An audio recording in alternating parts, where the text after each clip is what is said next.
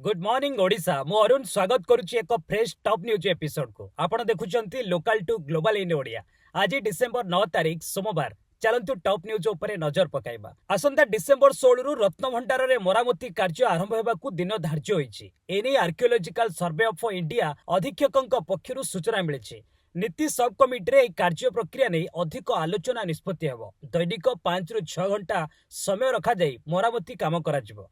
प्रथमे बाहर प्राचीर और तापरे भीतर रत्नभंडार रे कार्य आरंभ हेबो। जो स्थान रे पत्थर बदलाइबा आवश्यक थिबो सेथिरे बदला जिवो। डिसेंबर 31 तारिख मध्य मरामती काम शेष हेबो।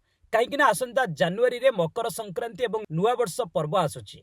एही समय भक्तंक भिड़ बढ़िबार आशा रही जहाँ रत्नभंडार कार्य को एक बड़ चैलेंज मध्य पकाइबो। परवर्ती खबर रे रही बरगड़ सोहेलारे चाषी को इनपुट सहायता प्रदान करिसेंती मुख्यमंत्री मोहन चरण माझी। चाषी खाता को जाइछि 800 टंकार इनपुट सहायता। स्वतंत्र कार्यक्रम रे सहायता प्रदान करिसेंती मुख्यमंत्री।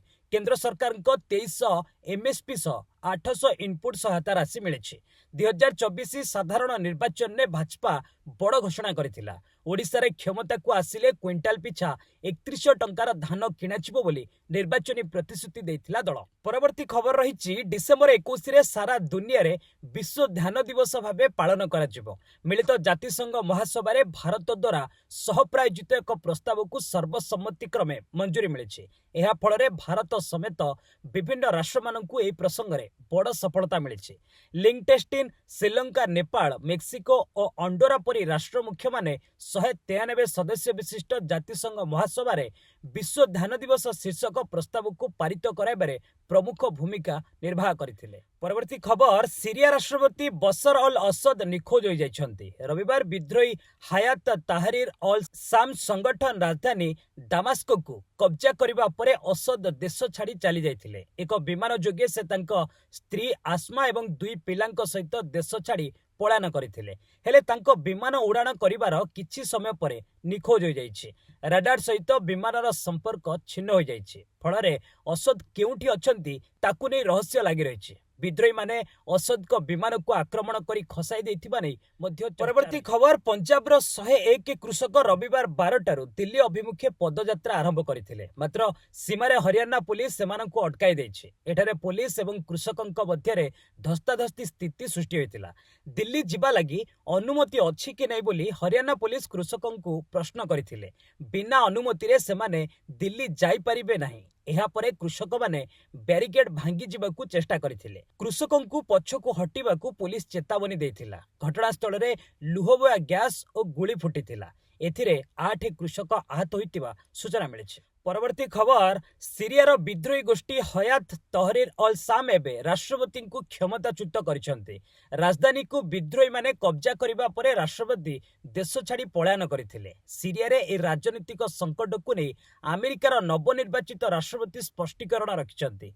ए घटना रे अमेरिकार किछि जाय आसे नाही बोली ट्रम्प कहिसेंती। सीरिया हमर बंधु नुहे कि शत्रु नुहे, सेठारे जहा चालिछि चलिबकू दियो बोली कहिसेंती ट्रम्प। परवर्ती खबर उपरक आसीबा चीन शॉर्ट वीडियो ऐप टिकटॉक उपरे अमेरिका बैन लगाइबा एक पक्ष चूड़ांत होईछि। कोर्ट टिकटॉक को 19 जनवरी जाए निज मूल कंपनी बाइडांस रो अंशधन बिकिबा लागि कहिसेंती। एहा न कले अमेरिका रे टिकटॉक बैन होइजिबो। अमेरिकार एक फेडरल कोर्ट टिकटॉक रो फ्री स्पीच भित्ति निवेदन को खारज कर देथिले। अमेरिकार कोनोसी आईन फ्री स्पीच को रोकी न थाए बोली विचारपति कहिथिले। परवर्ती खबर ऊपर को आसीबा बजार पुंजी दृष्टिकोणरू देशर टॉप 10 कंपनी को मध्यरू 6 कंपनी को बजार पुंजी 2.03 लाख कोटी टंका वृद्धि होईछि। एही समय Tata consultancy services top gainer रहिछि।